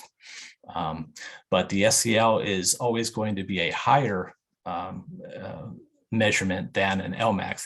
The SEL decibel level is going to be higher than the LMAX because it takes into account the entire duration and magnitude of that noise event. LEQ is the other major metric that you'll see in the data, and this is a metric that determines the average sound over a specified period of time. And what we conveyed in our data and in the noise monitoring report was a daily LEQ. every day, an LEQ was measured, and this is an average of noise over the course of the day, including the quiet periods, as well as the aircraft noise and any sort of noise that monitor picks up. And it's most often conveyed in 3 separate noise category or buckets, noise buckets: community noise, aircraft noise, and a total noise, LEQ, kind of cumulative of those 2 together. Aircraft noise is all of the aircraft correlations that happen over the course of that day, taking into account the quiet periods as well. And then you've got an aircraft noise LEQ. The community noise is all those noise events that a monitor picks up that it can't correlate with an aircraft. And that is dropped into the community noise category or ambient noise. And community noise is very different in very different places. Community noise on Vashon Island is going to be a different type of noise than would be in someplace like Burien or Beacon Hill. And as we talk about metrics very quickly, DNL, I must note, is also an annual average of aircraft noise. And it's different than LEQ because it penalizes nighttime noise. Nighttime noise is given a 10 decibel penalty. So you'll see DNL ends up being a higher noise, a higher number than LEQ. And as I should say, as I get into noise metrics here very quickly, Vince, who's also on the line, can jump in at any moment here to add anything that he might feel helps our discussion. With the Vashon Noise Monitoring data, starting with the SCL metric, just to give a sense, it's hard to give a sense of tens of thousands of SCL noise events. We couldn't possibly list them all in the final report. So wanted to give just a sense of what an average aircraft overflight, the noise level reading was, and that location on the north end of the island where those south flow flights are at their lowest altitude heading north. Over the course of a day, over the course of a month rather, there'd be 3,500 to 4,000 noise events at the monitors, 3,500 on the low end to 6,000, just to give you a range. On a daily basis, 3,500 is about 120 noise events. 6,000 is about 200 noise events. So per day, just to give you a sense of, and that's per month there, 3,500 to 6,000 is the range that we saw on a monthly basis, total events. And just to give a sampling of what those average noise levels were, I give just a sampling of 4 specific months there, April, July, October, January. It's a spring, summer, fall, and winter. And you can see starting in April 2021 in this example, there were 4,766 total noise correlated events at the monitor location on Vashon. And the average SCL, and this is an arithmetic average, not a logarithmic average, which is the way you would really want to combine noise. But this is just to give a sense of what an average aircraft was. And it was 66 decibels SCL was an average aircraft overflight over the monitor. And you can see July, a few fewer events. That probably because north flow prevails during the summer months at times. And so north flow means fewer overflights over that noise monitor. And then October, a lot more events as we get back into south flow in January there as well. You can see 67 is the average noise event in October. It was 66 and 67 pretty consistently throughout the months, but I wanted to give a sense of what that average is. Peak noise, really the highest noise levels that we saw was about 80 decibels. There were a few that were 80, and then a few more that were in the upper 70s. And that kind of where it was the peak of what we saw for those SCL noise events. And finally, talking about the LEQ, which is the daily average. Again, these are included, all of them. You want me to take over here? Sure. Go ahead, Vince. Okay, just to get a few words in here, I see that we're at almost at our time limit for our presentation, so I'm just going to skip over the first part of the slide so I can talk about the third bullet point, which is the most important one. Actually, just before that, I don't want you to get too hung up on the community and aircraft difference. That community noise is that high because a microphone has difficulty telling the difference between wind noise and what we would call man-made community noise that's around there.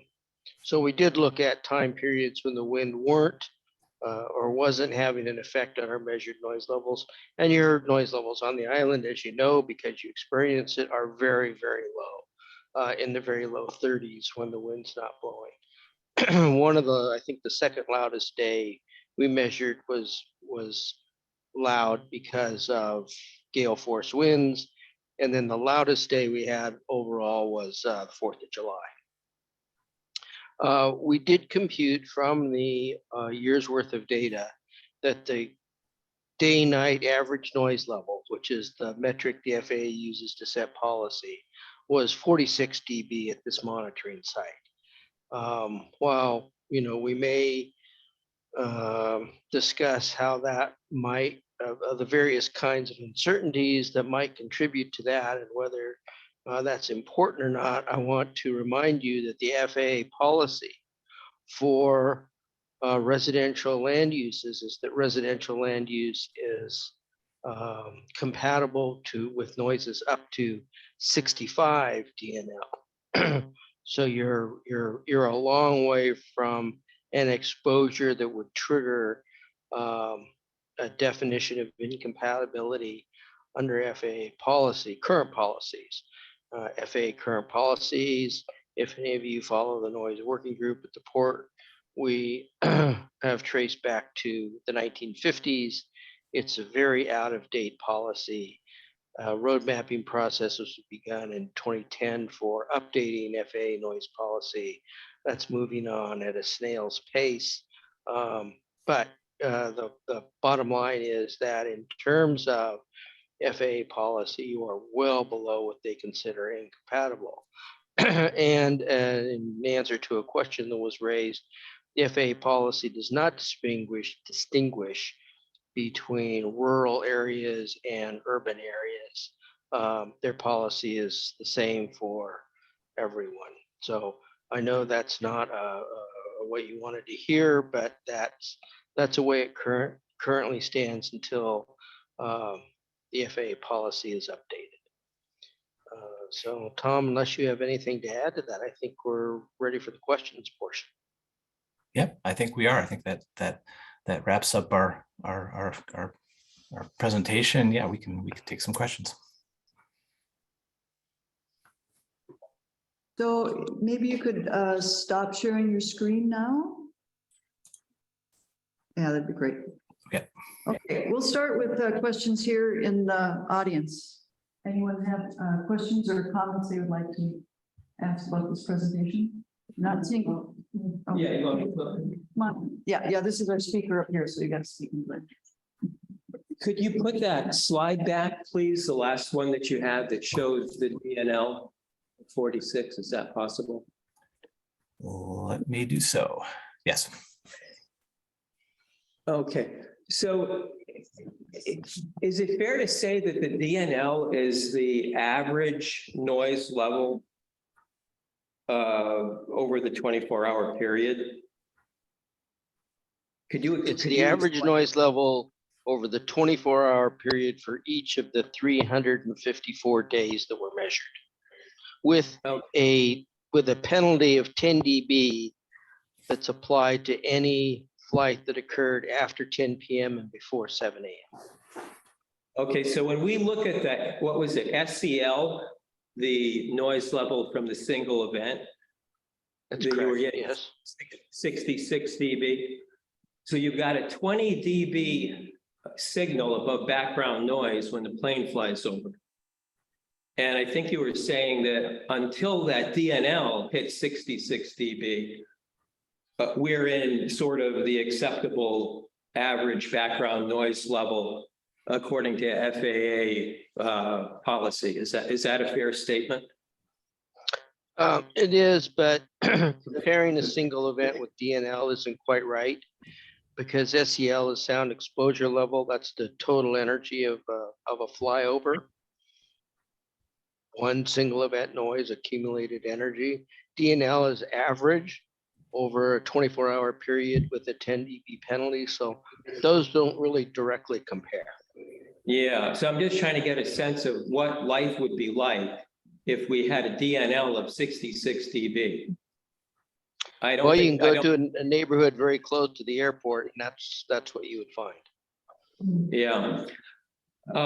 So those neighborhoods near the airport, what kind of SCLs do they experience? Well, yeah, they are experiencing 85 to 90 for 80 to 90. 80 to 90. SEL, I see. yes. And they've got a 66 DNL. Yeah. Yeah, well, in general, yes.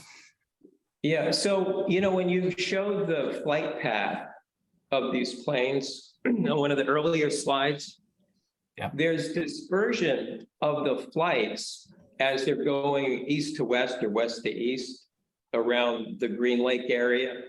In other words, they're not all traveling over this narrow rut, but, you know, they're dispersed. So you're not getting the people that live right under that rut that we have. It doesn't exist around Green Lake. You know, you're not getting the same frequency of planes. Here we're getting over a very narrow band, like right over David Goebel's house practically. This, you know, total flow. And how did, I mean, that bothers me at a gut level. I don't see why that traffic flow can't be dispersed east to west, like push it out over the peninsula in the same fashion that it's pushed out in a dispersion around Green Lake, so that the average impact on any one person is lessened. Why is that such a seemingly intractable thing to do? Well, that's a good question for the FAA. It's their flight procedure, of course. As far as, yeah, go ahead, Vince. Well, I'll just chime and say that that's in the old days, the flight tracks were far more dispersed, but with next gen procedures, particularly the RNAV procedures, tracks and the straight segments of tracks are now confined to a very, very narrow corridor as compared to the old days. The comment you made has been made by many communities, not only in the US, but around the world, and that some agencies, Australia, for example, reverted to their old procedures and sent their agency off to study ways to technically redisperse the aircraft. So that instead of giving a single point to program in their flight computers, aircraft were assigned a variety of points so there wouldn't be this kind of focusing of noise. And that is an area of active research right now. I can't give you an estimate of progress on that, whether it will be implemented or when, but it is an active area of research because there are many communities that had dispersed flight tracks over them, and then it concentrated it so that one narrow corridor became the overflight zone. Yeah, I mean, it seems a very rational and logical thing to do. Disperse the flights. There's a lot of real estate going out to the peninsula, and it's very low population density, so that everybody, you know, you could say shares the pain.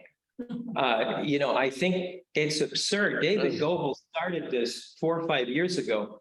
And here we are, you know, finally looking at some quantified data over Vashon. But the solution is within everybody's grasp. It ought not to be, you know, a topic of research because, like you said, in the old days, that's what happened and everybody was happy. Now it drives people literally crazy and they want to move off this island. And unfortunately, it takes litigation to move people like the port or the FAA or whoever the controlling body is to get some relief for people. This is entirely an air traffic issue with the FAA. They have full authority of planes in flight, period. I used to work for the DOD and I was a public servant. The FAA are public servants, and instead they act like little gods and they ruin people's lives. And this is an example of that activity. Thank you. Thank you. Thank you. Okay, we are running very, very late, so I would like to really take just one more question. Marielle?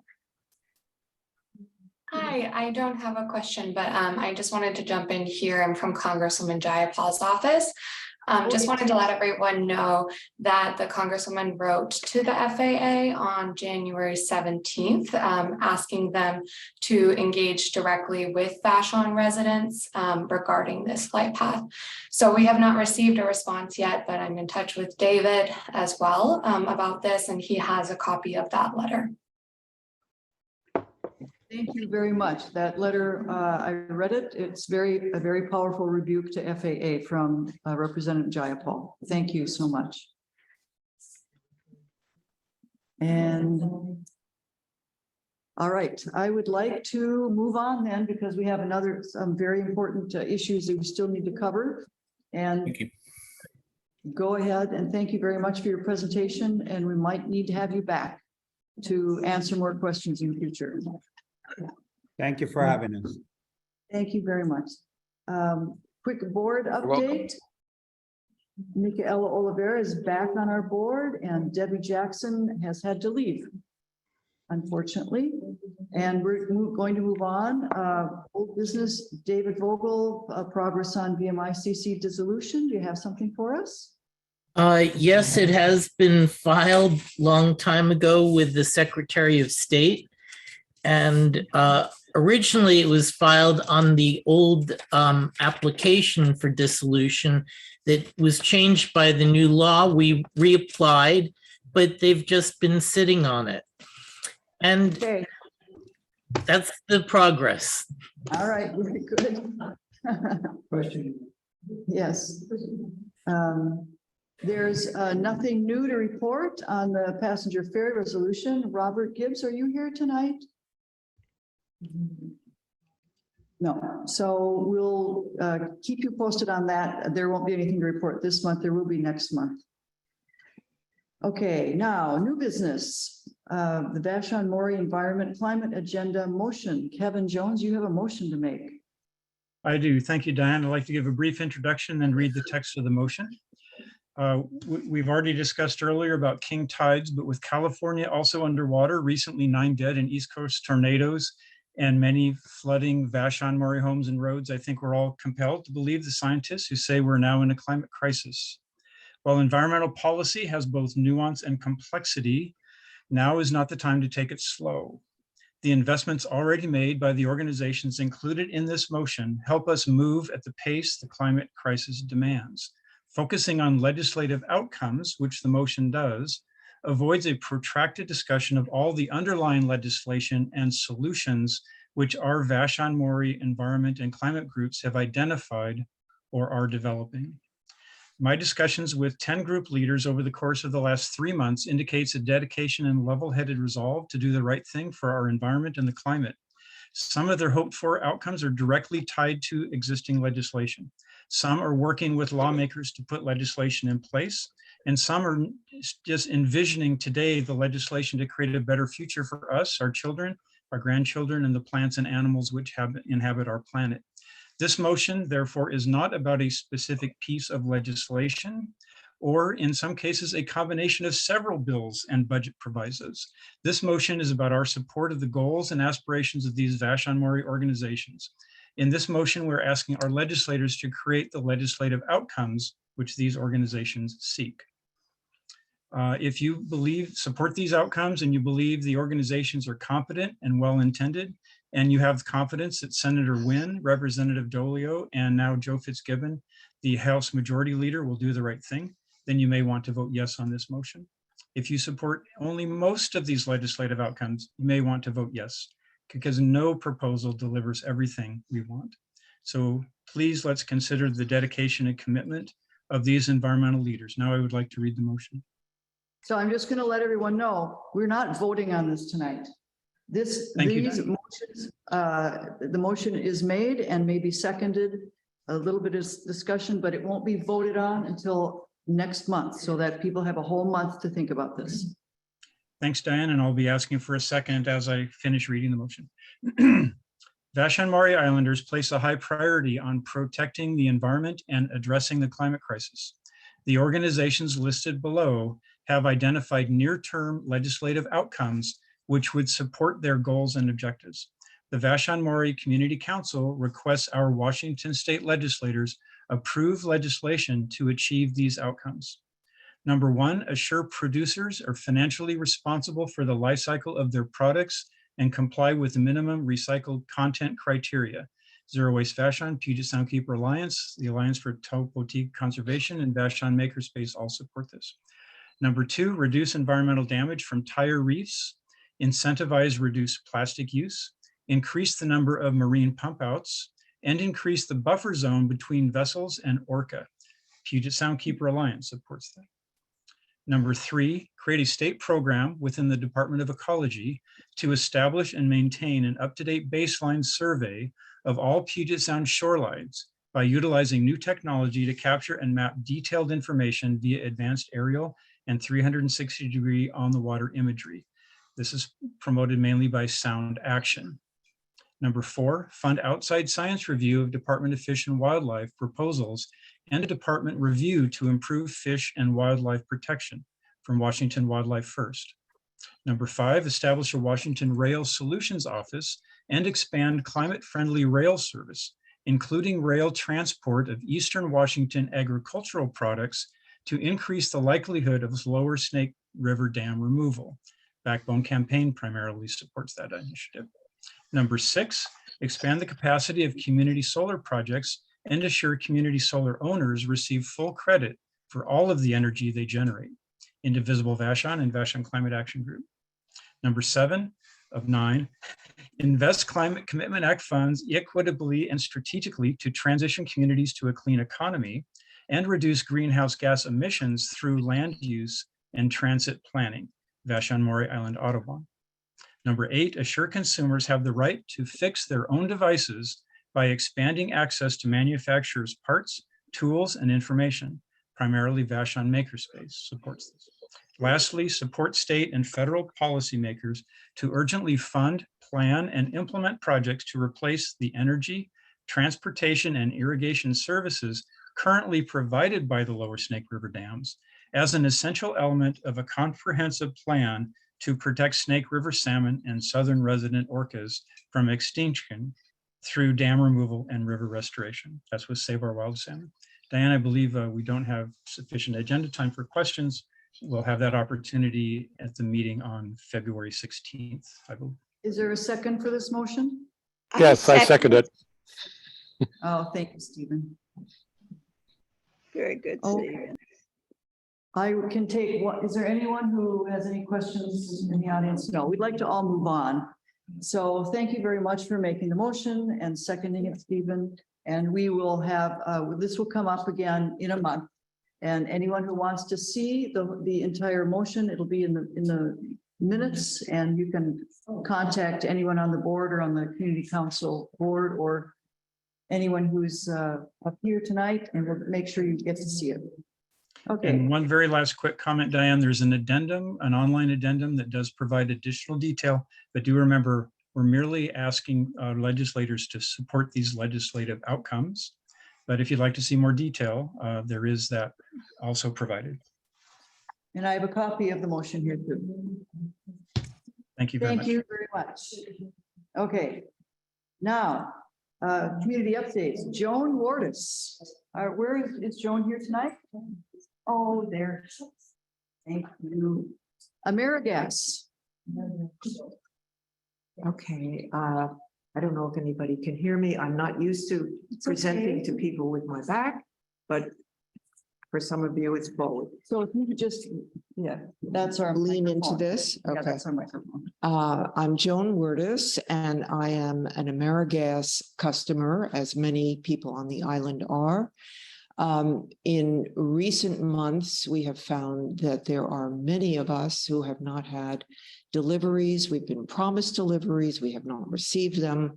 And so myself and Pamela DeReese and Neil Weisblot have come together to prod the company. And we have had them come to a meeting here at the Land Trust on January 4th, which has prompted a conversation between the three of us and all of the people who are giving us information about the deliveries they have not gotten and the experiences that they've had.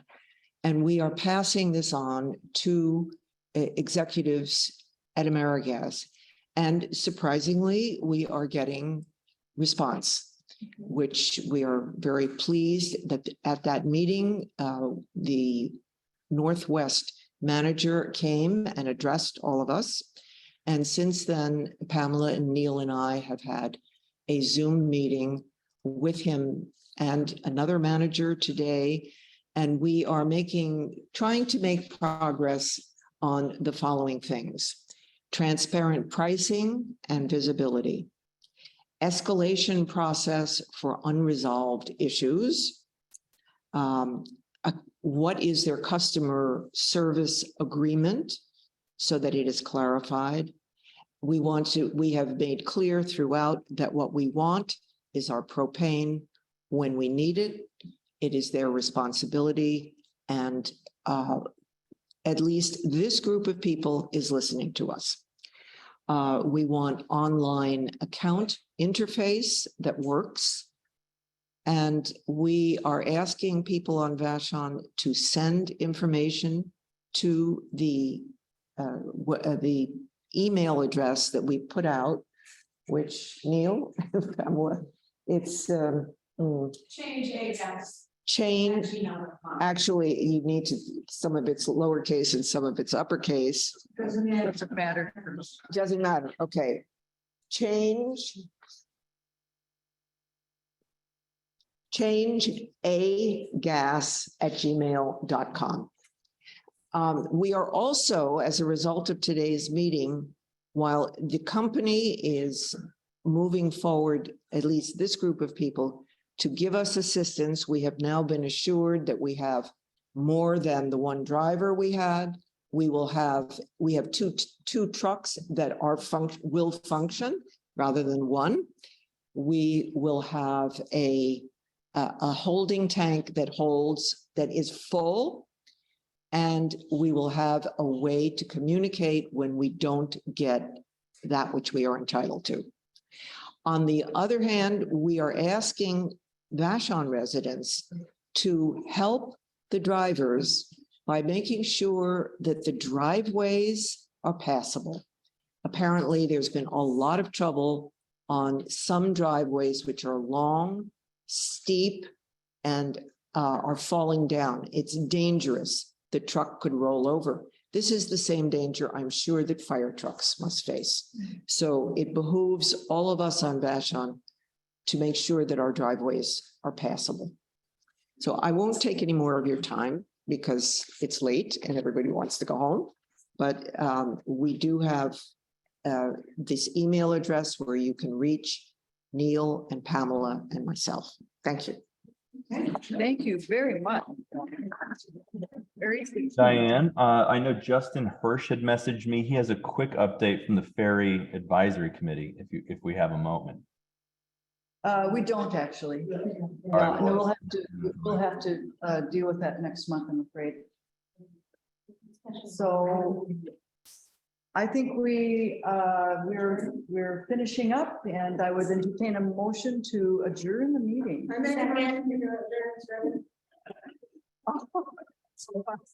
Boy, all those in favor say aye.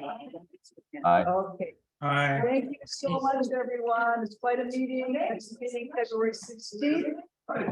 Thanks, Diane. Have a good night. Great meeting, Diane. Thank you so much. Thank you, Diane. All right, Diane, sorry I was late.